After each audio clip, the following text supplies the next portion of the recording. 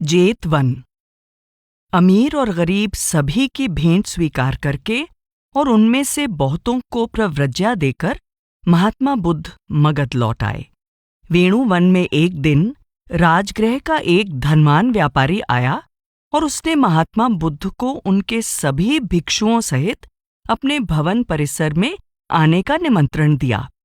श्रावस्ती का एक व्यापारी अनाथ पिंडक यानी असहाय लोगों को भोजन देने वाला, जो इस धनवान व्यापारी का बहनोई भी था, उस समय अपने काम के सिलसिले में वहां आया हुआ था। वह यह देखकर आश्चर्यचकित था कि उसका साला नौकरों तथा भोजन बनाने वालों की व्यवस्था देखने में कितना अधिक व्यस्त है। आमतौर पर उसका साला रुककर उससे बातचीत जरूर कर लेता था। अनाथ पिंडक ने सोचा कि शायद राजा और उसके दरबारियों को निमंत्रण दिया गया है या फिर कोई शादी ब्याह है, परंतु जब उसने पूछताछ की तो उसे बताया गया कि महात्मा बुद्ध ने इस व्यापारी पर विशेष कृपा की है। उन्होंने इस व्यापारी का निमंत्रण स्वीकार कर लिया है और अगले दिन वे वेणुवन के अपने अन्य भिक्षुओं सहित वहां भोजन ग्रहण करेंगे। अनाथ पिंडक को अपने कानों पर विश्वास नहीं हुआ। उसने विचार किया कि इस संसार में एक परम बुद्ध का मिलना बहुत दुर्लभ है। यदि वास्तव में यहाँ कोई बुद्ध रह रहे हैं तो उसे यह अवसर खोए बिना तुरंत उनसे भेंट करनी चाहिए। राजगृह के व्यापारी ने उसे बताया कि महात्मा बुद्ध के दर्शन के लिए आज बहुत देर हो चुकी है, परंतु अगले दिन सुबह महात्मा बुद्ध के भोजन के समय से पहले वह उनसे भेंट कर सकता है। इसलिए अनाथ पिंडक अगली सुबह जल्दी ही महात्मा बुद्ध के मठ में जा पहुंचा। महात्मा बुद्ध ने जब अपना उपदेश उसे समझाया तो अनाथ पिंडक ने उसी समय उनसे विनती की कि वे उसी दिन से उसे अपने एक गृहस्थ उपासक के रूप में स्वीकार कर लें, और महात्मा बुद्ध ने उसकी प्रार्थना स्वीकार कर ली। महात्मा बुद्ध और अन्य भिक्षुओं के भोजन के उपरांत महात्मा बुद्ध ने प्रवचन दिया। इसके बाद अनाथ पिंडक ने बड़े सम्मान से उन्हें अपने भिक्षुओं सहित श्रावस्ती आने का निमंत्रण दिया और कहा कि वे जितनी देर चाहें वहां रह सकते हैं। महात्मा बुद्ध ने उसका यह निमंत्रण स्वीकार कर लिया। श्रावस्ती वापस आने पर अनाथ पिंडक एक शांत स्थान की खोज में लग गया। उसे राजकुमार जेत का एक उपवन अच्छा लगा, परंतु राजकुमार उस उपवन को बेचने के लिए तैयार नहीं था। उसने यहां तक कह दिया कि अगर उस उपवन को करोड़ों सोने के टुकड़ों से भी ढक दिया जाए तो भी वह इसे नहीं बेचेगा। यद्यपि यह राजकुमार के बोलने का एक लहजा मात्र था, फिर भी अनाथ पिंडक इस मूल्य पर भी उपवन को खरीदने के लिए तैयार हो गया। परंतु जेत ने अभी भी कहा कि उसने कोई सौदा नहीं किया है। जब यह मामला राजा के न्याय मंत्रियों के सामने लाया गया तो उन्होंने अनाथ पिंडक के पक्ष में फैसला सुनाया। अनाथ पिंडक ने गाड़ियां भर भर कर सोने के टुकड़े मंगाए और उपवन को ढक दिया। उपवन का केवल थोड़ा सा भाग ही बिना ढके रह गया था। इसलिए अनाथ पिंडक ने अपने आदमियों को और सोना लाने का आदेश दिया।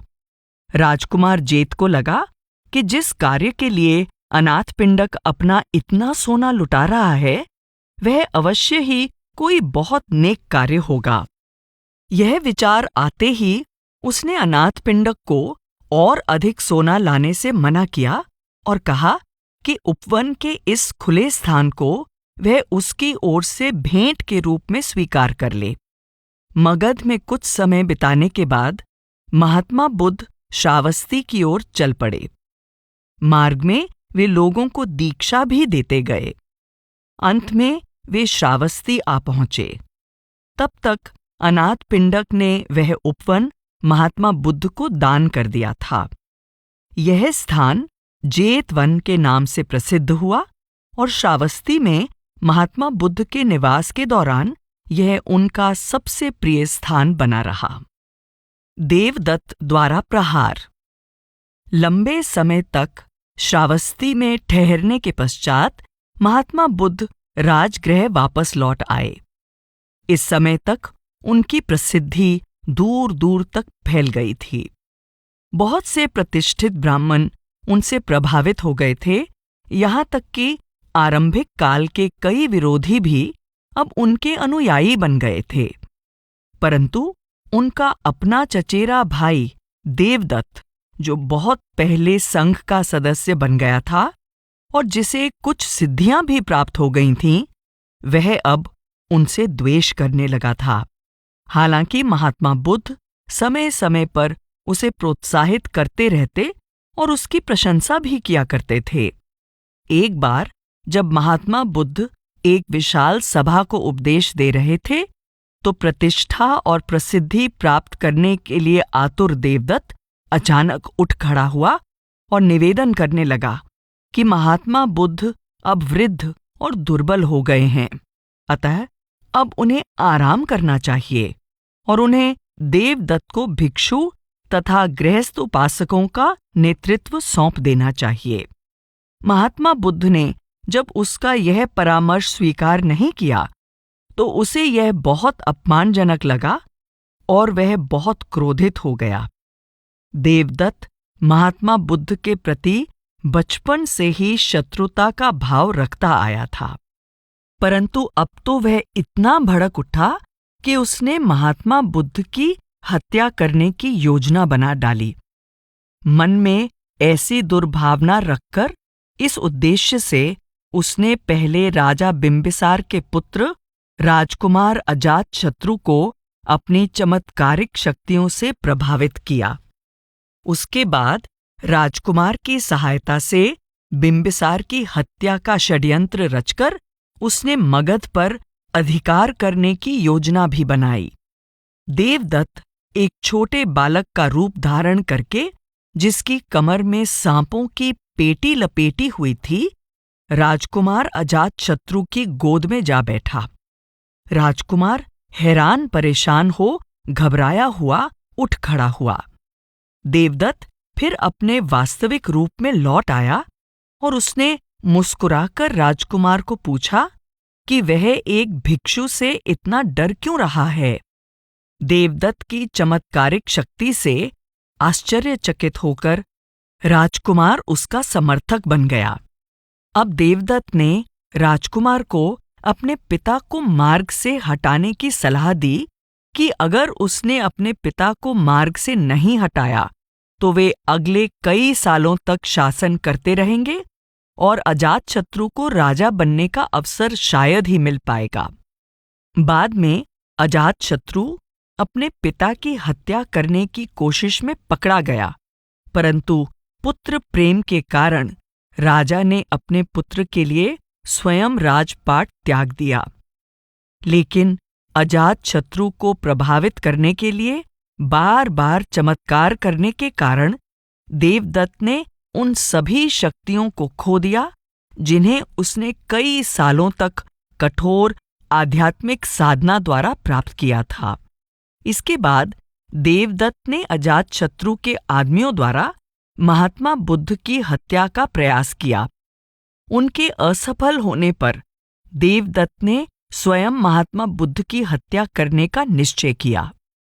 एक बार जब महात्मा बुद्ध गृद्धकूट पहाड़ी के पास से जा रहे थे, तब देवदत्त ने पहाड़ी के ऊपर से उन पर एक बहुत बड़ी चट्टान को ढकेल दिया, परंतु पहाड़ी से उभरे दो टीलों ने चट्टान को उन पर गिरने से रोक लिया और केवल एक छोटा टुकड़ा उनके पांव को लगा, जिसके कारण थोड़ा रक्त बह निकला।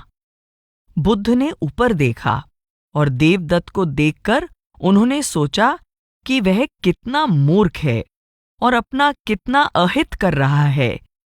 इस समाचार से भिक्षुओं में बहुत खलबली मच गई, परंतु महात्मा बुद्ध ने उन्हें सांत्वना दी और शांत रहने को कहा।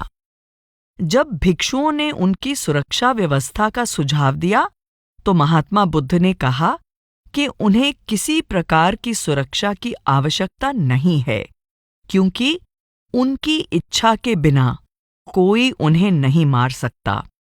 इसके बाद देवदत्त ने राजकुमार अजातशत्रु के महावतों के साथ मिलकर षड्यंत्र रचा। उसने महावतों को निर्देश दिया कि जब महात्मा बुद्ध गली से जा रहे हों तब वे उन्मत्त हाथी नालागिरी को उन पर छोड़ दें। महात्मा बुद्ध के पीछे पीछे चल रहे भिक्षुओं ने शोर मचाया और इस हत्यारे हाथी से अपने आप को बचाने के लिए उन्हें पीछे मुड़ जाने को कहा। वे भिक्षु तो अपने आप को बचाने के लिए सुरक्षित स्थान पर दौड़ गए, परंतु महात्मा बुद्ध एक बार फिर यह कहते हुए शांत भाव से आगे बढ़ते रहे कि उन्हें कोई नहीं मार सकता। नालागिरी महात्मा बुद्ध की ओर दौड़ा, परंतु जैसे ही महात्मा बुद्ध ने सर्वजीव दया के भाव से हाथी को प्रभावित किया तो वह शांत और उनके वशीभूत हो गया और अपनी सूंड नीची करके उनके सामने खड़ा हो गया। महात्मा बुद्ध ने उसकी सूंड को थपथपाया और आगे बढ़ गए। हर ओर यह समाचार फैल गया और देवदत्त को चुनौती दी गई, परंतु अपने आप को निर्दोष कहते हुए उसने कुछ नए प्रव्रजित भिक्षुओं का विश्वास जीत लिया और संघ में मतभेद पैदा कर दिया। आम्रकुंज में बीमार होना। कुछ समय पश्चात भिक्षुओं के एक बड़े दल के साथ महात्मा बुद्ध उत्तर दिशा की ओर चल पड़े। कुछ समय नालंदा में रुककर वे पाटली ग्राम तक पहुंचे, जहां मगध साम्राज्य के मंत्री एक किले का निर्माण करवा रहे थे। मंत्रियों ने महात्मा बुद्ध और उनके भिक्षुओं को भोजन के लिए आमंत्रित किया और भोजन के उपरांत महात्मा बुद्ध ने प्रवचन दिया, जिसमें उन्होंने यह भविष्यवाणी की कि आने वाले समय में यह स्थान बड़ा प्रसिद्ध होगा। यह बात उस समय सत्य साबित हुई जब पाटली ग्राम को मगध साम्राज्य की राजधानी बनाया गया और इसे पाटलिपुत्र यानी वर्तमान पटना का नाम दिया गया। इसके बाद गंगा नदी पार करके महात्मा बुद्ध अपने भिक्षुओं सहित वैशाली पहुंचे और एक प्रसिद्ध गणिका आम्रपाली के आम्रकुंज में ठहरे। यह सुनकर कि महात्मा बुद्ध वैशाली आए हैं और उसके आम्रकुंज में ठहरे हैं, आम्रपाली तुरंत उनसे मिलने गई। उसने महात्मा बुद्ध को आदर सहित प्रणाम किया और उनके प्रवचन सुनकर उन्हें तथा उनके भिक्षुओं को अपना आतिथ्य स्वीकार करने का निवेदन किया। महात्मा बुद्ध ने कृपा करके उसका निमंत्रण स्वीकार कर लिया। प्रसन्नता और गर्व से भरी हुई जब वह घर वापस लौट रही थी तो रास्ते में उसने लिच्छवी राजकुमारों को आते देखा। वह जानती थी कि वे भी बुद्ध से मिलने जा रहे थे और जब वह राजकुमारों के रथों के पास पहुंची तो उनके बीच यह वार्तालाप हुआ। हे आम्रपाली, तुम युवा लिच्छवियों के बराबर इस प्रकार रथ के साथ रथ मिलाकर क्यों हाँक रही हो? उसने कहा, मेरे स्वामियों, मैं इसलिए ऐसा कर रही हूं क्योंकि मैंने अभी अभी महात्मा बुद्ध को उनके भिक्षुओं सहित कल अपने आवास पर भोजन के लिए निमंत्रित किया है। उन्होंने कहा, आम्रपाली, तुम 1,00,000 स्वर्ण मुद्राएं ले लो और कृपया यह अवसर हमें दे दो। आम्रपाली ने कहा, नहीं मेरे स्वामियों, अगर आप मुझे समस्त जनपदों सहित पूरी वैशाली भी दे दें तो भी मैं यह सम्मानजनक अवसर कभी नहीं छोड़ूंगी। तब लिच्छवियों ने अपनी उंगलियां चटकाते हुए कहा, आम्रकुंज की इस स्त्री ने हमें पछाड़ दिया है। फिर भी वे महात्मा बुद्ध से भेंट करने गए और उनका उपदेश सुनकर उन्होंने महात्मा बुद्ध और उनके भिक्षुओं को अपने आवास पर आने का निमंत्रण दिया, परंतु महात्मा बुद्ध ने उन्हें बताया कि वे उनके आने से पहले ही आम्रपाली का निमंत्रण स्वीकार कर चुके हैं। लिच्छवी राजकुमार हताश होकर घर वापस लौट आए। अगले दिन जब महात्मा बुद्ध और उनके भिक्षु आम्रपाली के आम्रकुंज पहुंचे तो उसने उन सबको अपने हाथों से बहुत ही स्वादिष्ट भोजन परोसा और भोजन के उपरांत अपना आम्रकुंज महात्मा बुद्ध और उनके संघ को दान में दे दिया। महात्मा बुद्ध ने इसे स्वीकार कर लिया। आम्रकुंज में कुछ दिन ठहरने के पश्चात और भिक्षुओं को इसे एक आश्रय स्थल के रूप में प्रयोग करने का निर्देश देकर महात्मा बुद्ध वेणुग्राम चले गए। महात्मा बुद्ध वहां बरसात के मौसम में गंभीर रूप से अस्वस्थ हो गए और बहुत कष्ट में रहे, परंतु उन्होंने अपनी बीमारी को प्रकट नहीं होने दिया, क्योंकि भिक्षुओं के संघ को संबोधित किए बिना इस संसार से जाना उन्होंने उचित नहीं समझा। शरण के विषय पर आनंद का प्रश्न। जब महात्मा बुद्ध के स्वास्थ्य में थोड़ा सुधार हुआ तो उनके निजी सेवक और साथी आनंद ने आकर उनसे यह कहा, हे पुण्यात्मा, आपके अस्वस्थ होने के कारण मेरा शरीर कमजोर पड़ गया। मुझे कुछ सूझ नहीं रहा था और ना ही धम्म में मेरा मन लग रहा था। इस पर महात्मा बुद्ध ने उत्तर दिया, हे आनंद, भिक्षुओं के संग को मुझसे क्या अपेक्षा है? हे आनंद, मैंने गूढ़ ज्ञान तथा जनसाधारण की समझ में आने वाले साधारण ज्ञान में बिना कोई भेदभाव किए धम्म का उपदेश दिया है। तथागत यानी महात्मा बुद्ध की मुट्ठी उस आचार्य की मुट्ठी की तरह बंद नहीं है जो धम्म से संबंधित कुछ रहस्य छिपाकर रखता है। हे आनंद, निश्चय ही यदि कोई ऐसा है जिसके मन में यह विचार है कि उसे संघ का नेतृत्व करना चाहिए या संघ उस पर निर्भर है, तो वह संघ से संबंधित किसी भी विषय पर मार्गदर्शन दे सकता है। परंतु तथागत सोचते हैं कि वे उनमें से नहीं हैं। हे आनंद, मैं अब वृद्ध हो गया हूं। मैंने अपना जीवन जी लिया है और मैं अब इसके अंतिम चरण में हूं। मैं 80 वर्ष का हो जाऊंगा। आनंद, जिस प्रकार एक जीर्ण शीर्ण बैलगाड़ी को बार बार चमड़े की पट्टी से मरम्मत करके चलाना पड़ता है, उसी प्रकार तथागत के शरीर को पट्टियां बांधकर ही चलाया जा सकता है। इसलिए हे आनंद, तुम्हारे अंदर जो दीपक है उसे प्रज्वलित करो, उसकी ही शरण लो और कोई दूसरा सहारा मत ढूंढो। धम्म को ही दीपक जानकर इसे पकड़े रहो। धम्म की ही शरण लो और किसी की नहीं। इस प्रकार महात्मा बुद्ध ने यह संकेत दिया कि जिन्हें उन्होंने प्रव्रज्या दी है उन्हें कोई चिंता नहीं करनी चाहिए। उन्हें किसी अन्य गुरु के पास जाने की या दूसरे से उपदेश लेने की कोई आवश्यकता नहीं है। इसी कारण महात्मा बुद्ध ने स्पष्ट किया है कि जिस धर्म, धार्मिक अनुशासन अथवा आध्यात्मिक मार्ग का उपदेश उन्होंने दिया है, वही उनके शिष्यों की एकमात्र शरण है। इसलिए उनके शिष्यों को चाहिए कि वे अपनी पूरी सामर्थ्य से इस धर्म का पालन करें और अपने अंतर में प्रकाश जागृत करें। जैसा कि हम आगे देखेंगे, महात्मा बुद्ध ने अपने शिष्यों से स्पष्ट शब्दों में कहा कि उनके देहांत के बाद उनका उपदेश ही उनके लिए पर्याप्त है और उन्हें चाहिए कि वे पूरी निष्ठा से उनके उपदेश का पालन करें। उन्हें महात्मा बुद्ध के उपदेश के अतिरिक्त और कहीं से भी मार्गदर्शन प्राप्त नहीं करना चाहिए।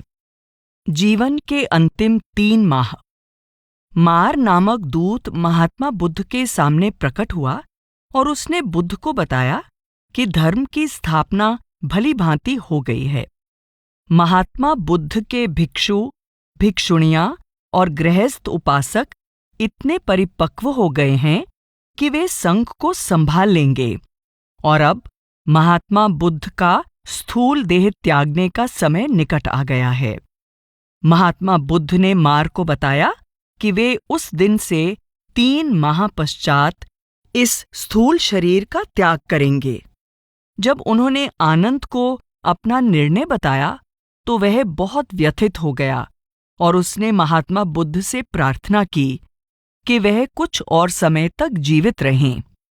इस पर महात्मा बुद्ध ने उत्तर दिया, हे आनंद, क्या मैंने तुम्हें यह पहले ही स्पष्ट नहीं किया है कि हमें सभी प्रियजनों और प्रिय पदार्थों से एक ना एक दिन बिछुड़ना ही है, कि एक ना एक दिन हमारा इन सब चीजों से नाता टूट जाएगा और हमें इन्हें छोड़ जाना है और सबका विनाश निश्चित है। इसलिए तुम सदा के लिए कैसे किसी वस्तु को अपने पास रख सकते हो जिसका भी जन्म हुआ है, जिसकी रचना की गई है या जिसका अस्तित्व है, उसका अविनाशी होना असंभव है।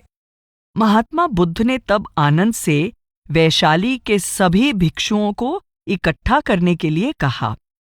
जब सभी एक बड़े सभाघर में इकट्ठे हो गए तो महात्मा बुद्ध ने बड़ा प्रभावशाली प्रवचन दिया, जिसमें उन्होंने सभी भिक्षुओं और अपने सभी शिष्यों को कड़ी मेहनत से उपदेश का पालन करने और उसे आत्मसात करने के लिए प्रोत्साहित किया।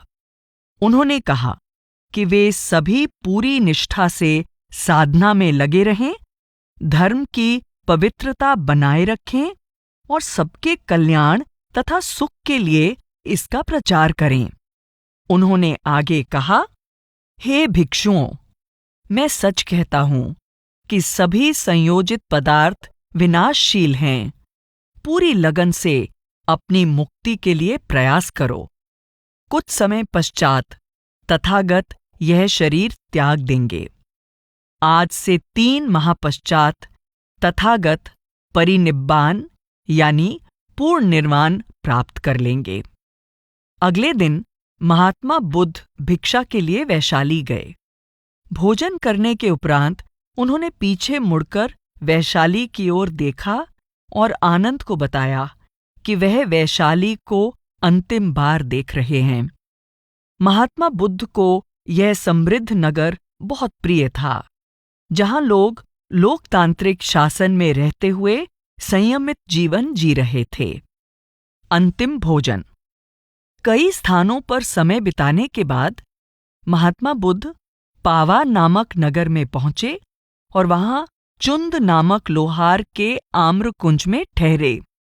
चुंद ने उन्हें तथा उनके साथ आए भिक्षुओं को भोजन के लिए निमंत्रित किया। उसने तरह तरह के पकवान तैयार करवाए और साथ ही बहुत स्वादिष्ट खीर यानी शूकर मादरदव भी तैयार करवाई। ध्यान दें, शूकर मादरदव का अर्थ है स्वादिष्ट चावल और दूध। इस शब्द का अर्थ सूकर मांस या सुअर का मांस बिल्कुल भी नहीं है। ऐसा बार बार वर्णन आता है कि संत महात्माओं को, चाहे वे बौद्ध धर्म से संबंधित हैं या नहीं, खीर परोसी गई और भारत के उस भाग में जहां महात्मा बुद्ध ने अपना अंतिम भोजन ग्रहण किया, संत महात्माओं को कहीं भी मांस नहीं परोसा गया। भिक्षुओं को जानबूझकर मांस परोसने की महात्मा बुद्ध ने स्पष्ट शब्दों में मनाही की है। महात्मा बुद्ध ने चुंद से भिक्षुओं को सभी पकवान परोसने का आदेश दिया, परंतु अपने लिए केवल शूकर मादरदव परोसने को कहा। चुंद के साथ बात करने के बाद महात्मा बुद्ध आम्रकुंज से चले गए। इस भोजन को लेने के कुछ समय पश्चात महात्मा बुद्ध को पेचिश का रोग हो गया और भयंकर पीड़ा होने लगी, परंतु स्थिर चित होकर वे कष्ट झेलते रहे, शांत रहे और कुशीनारा की ओर चल पड़े। वे रास्ते में रुक गए और आनंद को पेड़ की छाया में बैठने और आराम करने के लिए कपड़ा बिछाने को कहा। क्योंकि उन्हें बड़ी प्यास लग रही थी, उन्होंने आनंद को पानी लाने के लिए कहा। परंतु आनंद पास वाली नदी से पानी लाने से हिचकिचा रहा था, क्योंकि थोड़ी देर पहले ही 500 बैलगाड़ियां उस नदी को लांघ कर गई थीं, जिससे उसका पानी मटमैला और गंदला हो गया था। उसने सलाह दी कि पास ही ककुधा नदी है, जिसका जल शीतल और स्वच्छ है। वह जल महात्मा बुद्ध के लिए बेहतर होगा। परंतु जब तीसरी बार उन्होंने आनंद से वही बात कही, तो वह नदी पर गया और नदी के जल को स्वच्छ और निर्मल देखकर आश्चर्यचकित हो गया। अब महात्मा बुद्ध की प्यास शांत हो गई। अंतिम घड़ियां। मल जाति का पुक्कस नामक व्यक्ति, जो महात्मा बुद्ध के पहले गुरु आराड़ कालाम का शिष्य था, उनके पास आया। बातचीत के सिलसिले में महात्मा बुद्ध ने उसे समाधि की एक ऐसी अवस्था के बारे में बताया जो उसके गुरु द्वारा बताई गई साधना से अधिक गहन थी। इस पर पुक्कस ने तुरंत महात्मा बुद्ध से विनती की कि वे उसे अपने शिष्य के रूप में स्वीकार करें, और उसने महात्मा बुद्ध को एक जोड़ा स्वर्ण जटित दुशाला भेंट किया।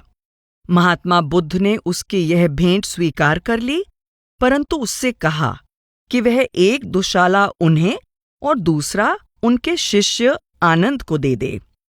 जब पुक्कस चला गया तो आनंद ने महात्मा बुद्ध के शरीर को दोनों दुशालों से ढक दिया। उसने देखा कि महात्मा बुद्ध की देह के तेज के सामने इन सुवर्ण जटित दुशालों की चमक फीकी लग रही थी। महात्मा बुद्ध ने आनंद को बताया कि निर्वाण प्राप्त व्यक्ति का शरीर 2 अवसरों पर विशेष रूप से तेजोमय हो जाता है। एक उस समय जब उसे निर्वाण प्राप्त होता है, और दूसरा उस समय जब वह परिनिर्वाण प्राप्त करता है। कुशीनारा में रात्रि के अंतिम प्रहर में उनके परिनिर्वाण प्राप्ति का समय आने वाला था। महात्मा बुद्ध आनंद, चुंद और बहुत से अन्य भिक्षुओं के साथ ककुधा नदी पर गए। वहां पहुंचकर उन्होंने स्नान किया और पानी पिया। एक आम्र कुंज में पहुंचकर वे लेट गए। उन्होंने आनंद को निर्देश दिया कि हो सकता है कि चुंद को यह सोचकर पश्चाताप हो कि उसका भोजन ही महात्मा बुद्ध के देहावसान का कारण बना। उन्होंने कहा कि चुंद को इस बात का ध्यान दिलाना कि महात्मा बुद्ध ने 2 अवसरों पर जो भोजन ग्रहण किया, उसका विशेष पुण्य है। एक, वह भोजन जो निर्वाण प्राप्ति से पहले उन्हें दिया गया था, यानी सिद्धार्थ को सुजाता द्वारा परोसा भोजन, और दूसरा जो परिनिर्वाण प्राप्त करने से पहले उन्हें दिया गया। इसलिए चुंद को यह सोचकर प्रसन्न होना चाहिए कि उसे ही महात्मा बुद्ध को अंतिम भोजन परोसने का सौभाग्य प्राप्त हुआ है। इसके बाद महात्मा बुद्ध अपने भिक्षुओं के साथ कुशीनारा के साल वन में आए, जो उनकी इहलौकिक यात्रा का अंतिम पड़ाव था। वहां पहुंचकर उन्होंने आनंद से कहा, जुड़वां साल वृक्षों के बीच में मेरे लिए बिछावन तैयार करो और इसका सिर उत्तर की ओर रखो। मैं थक गया हूं और अब आराम करना चाहता हूं। आनंद ने ऐसा ही किया और महात्मा बुद्ध शांत चित्त होकर बिछावन पर लेट गए। अनुकूल ऋतु न होने पर भी ये जुड़वां साल वृक्ष फूलों से लदे हुए थे और उनके श्रद्धा सुमन धीरे धीरे महात्मा बुद्ध की देह पर झड़ रहे थे। आकाश से दिव्य पुष्प और चंदन धूलि बरस रही थी और पूरा वातावरण दिव्य संगीत से गूंज रहा था। तब महात्मा बुद्ध ने आनंद से कहा, हे आनंद, भले ही यह श्रद्धांजलि तथागत के सम्मान में दी जा रही है, परंतु तथागत के आदर सत्कार, मान सम्मान और पूजा अर्चना की यह सही विधि नहीं है। यदि भिक्षु, भिक्षुणियां और सभी गृहस्थ उपासक मेरे उपदेश के अनुसार जीवन व्यतीत करें और दृढ़ता से उपदेश का पालन करें, तो ही वे सही ढंग से मेरा पूरा आदर सत्कार और मान सम्मान कर रहे होंगे, और यही मेरे प्रति सच्ची श्रद्धा और सच्चा भक्तिभाव होगा। इसलिए हे आनंद, तुम्हें मेरे उपदेश के अनुसार कार्य करना चाहिए, मेरे सभी निर्देशों का पालन करना चाहिए, और यही शिक्षा दूसरों को भी देनी चाहिए। यही सर्वोच्च पूजा होगी जो मुझे सर्वाधिक प्रसन्नता देगी। आनंद ने पूछा कि जब उसका मार्गदर्शन करने के लिए महात्मा बुद्ध नहीं होंगे तो वह अपनी समस्याओं को कैसे सुलझाएगा। फिर आनंद पास वाली कुटिया में गया जहां धार्मिक समारोह किए जाते थे। उस समय उसके मन पर आने वाली संकटपूर्ण घटना का विचार हावी था। वहां वह दरवाजे की चौखट का सहारा लेकर खड़ा था। उसकी आंखों से आंसू बह रहे थे और महात्मा बुद्ध के देहावसान से पहले ही उसे लग रहा था कि उसके गुरु उसे छोड़ गए हैं। महात्मा बुद्ध ने आनंद को अपने पास बुलाया और सांत्वना देते हुए कहा कि सब कुछ परिवर्तनशील है और मिलना तथा बिछुड़ना इस संसार का नियम है। उन्होंने कहा कि आनंद को दुखी होने का कोई कारण नहीं है, क्योंकि उसने मन, वचन और कर्म से पूरी निष्ठा से और अगाध प्रेम से लंबे समय तक महात्मा बुद्ध की सेवा की है। उन्होंने आनंद को प्रोत्साहित करते हुए कहा कि वह निर्वाण प्राप्ति के लिए प्रयास करता रहे और उसे यह विश्वास दिलाया कि शीघ्र ही वह सारी मलिनताओं से मुक्त हो जाएगा। उन्होंने दूसरे भिक्षुओं को आनंद के विलक्षण गुणों के बारे में बताया। तब आनंद ने उनका ध्यान इस ओर खींचने की कोशिश की कि उनके जैसे पुण्य पुरुष को अपने महानिर्वाण के लिए किसी अन्य महत्वपूर्ण नगर के बारे में सोचना चाहिए, क्योंकि कुशीनारा कोई विशेष स्थान नहीं है। इस पर महात्मा बुद्ध ने कहा कि कुशीनारा कभी एक बहुत ही प्रसिद्ध नगरी थी और महान राजा महासुदर्शन की राजधानी थी। पर आनंद ने महात्मा बुद्ध से यह अनुमति ले ली कि वह कुशीनारा के लोगों को उनके भावी परिनिर्वाण के विषय में बता दे, ताकि उन्हें बाद में इस बात का पछतावा न रहे कि वे महात्मा बुद्ध के अंतिम दर्शन से वंचित रह गए। आनंद कुशीनारा गया और देखा कि मल्ल राजकुमार और दूसरे गणमान्य व्यक्ति वहां एकत्रित थे। वे सभी दुखी मन से सालवन की ओर दौड़े और यह उनका सौभाग्य था कि उन्हें इस रात्रि के प्रथम पहर में महात्मा बुद्ध के अंतिम दर्शन हो गए। अंतिम शिष्य।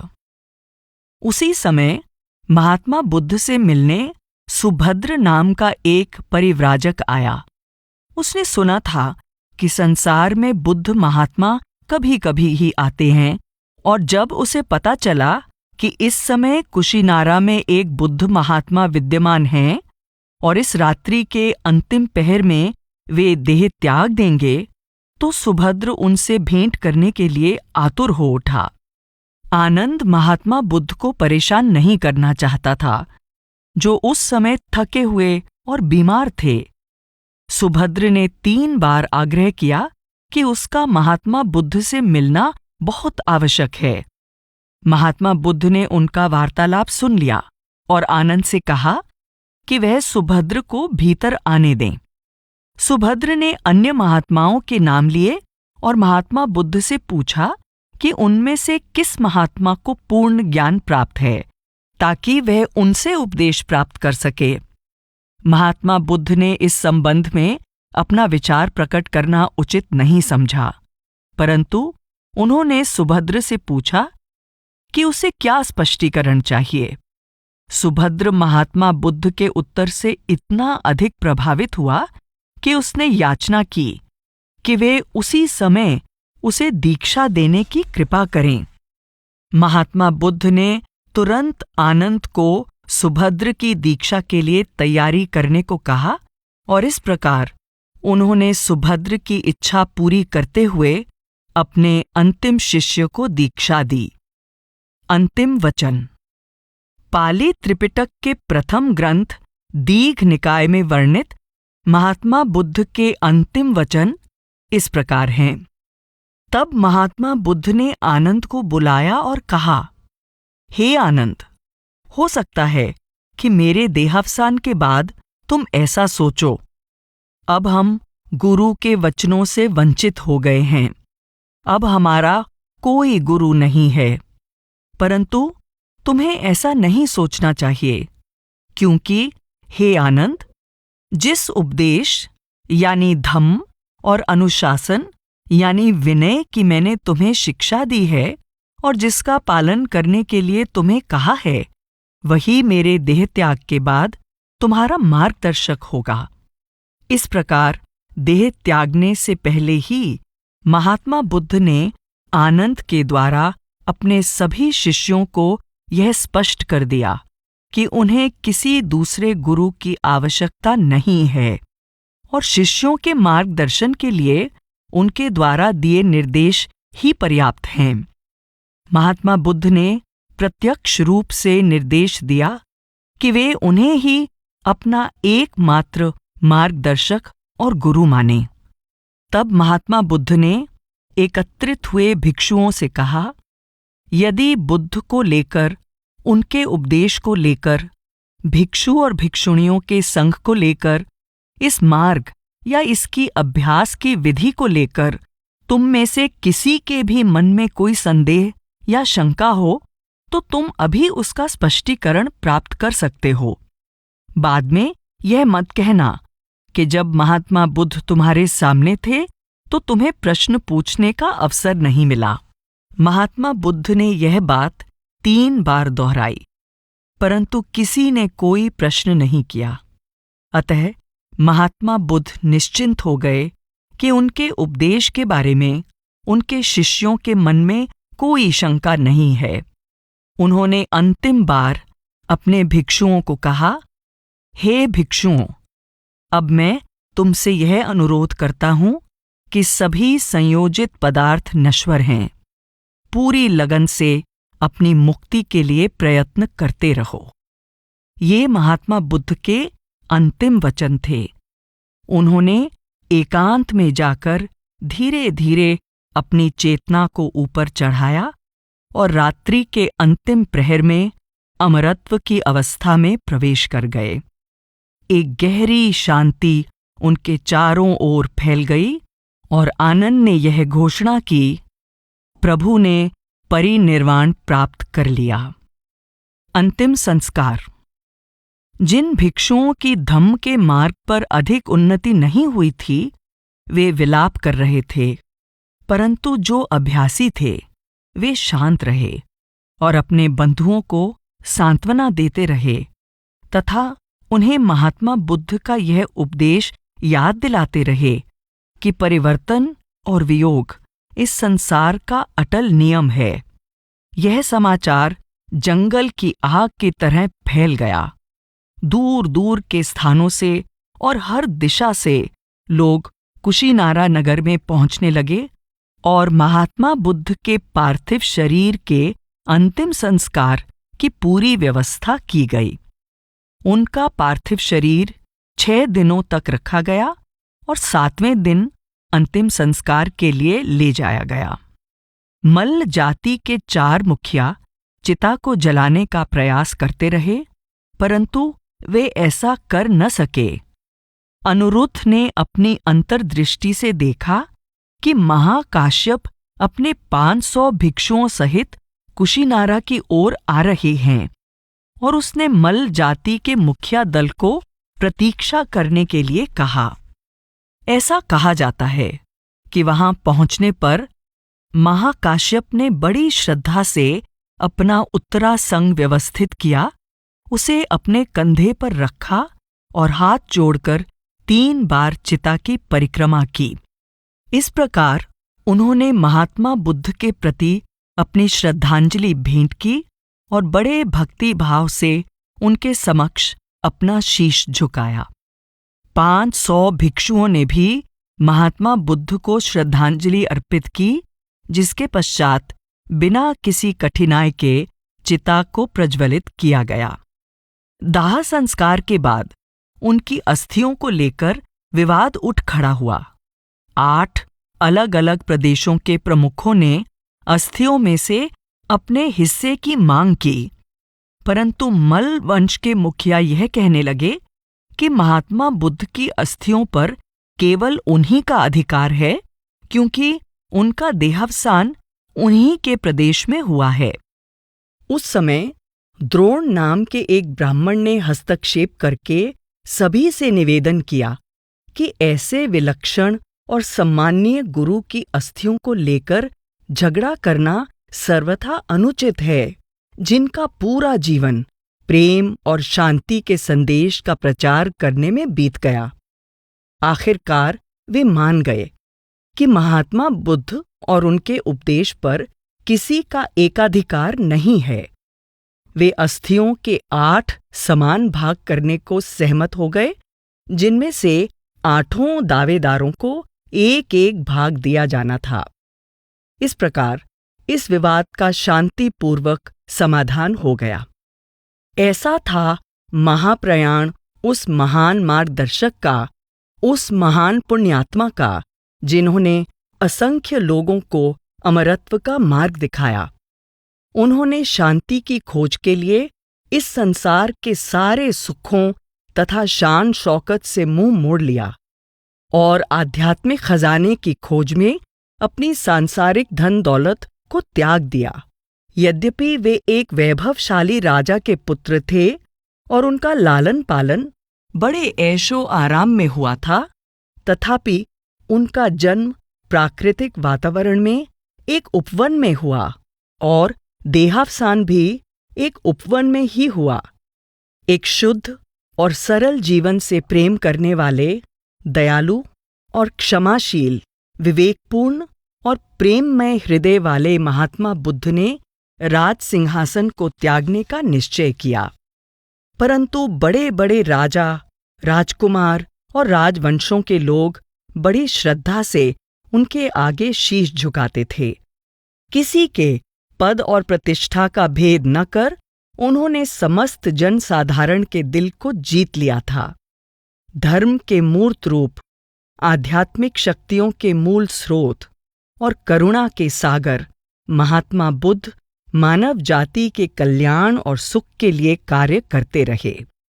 उनकी दया और उदारता ने उन सभी व्यक्तियों को ऊपर उठाया और परिपूर्ण किया जो उनकी शरण में आए। वे एक ऐसी विरासत छोड़ गए जो अभी भी पूरे विश्व के लिए प्रकाश स्तंभ हैं।